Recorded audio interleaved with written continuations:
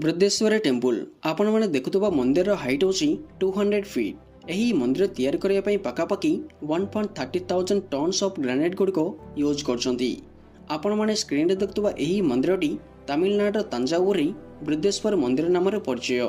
यही मंदिरटी 1009 सीए रे थिबा रजाटी जहाँकि चोल महाराजाटी यही मंदिरटी तैयार करछंती। यही मंदिर आर्किटेक्चर देखिया बहुत सुंदर देखा जाए।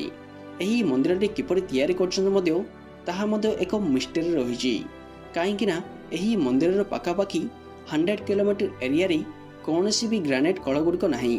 हेले यही ग्रेनाइट किपरि रप्तानी करथिले एवं यही मंदिर शिखर थिबा स्टोन टी जहाँकि यार वेट होची 80 टन। हेले एते ओजनर ग्रेनाइट खंडटी किपरि मंदिर ऊपर को नैचंती ताहा मध्य एक मिस्टेरी रही।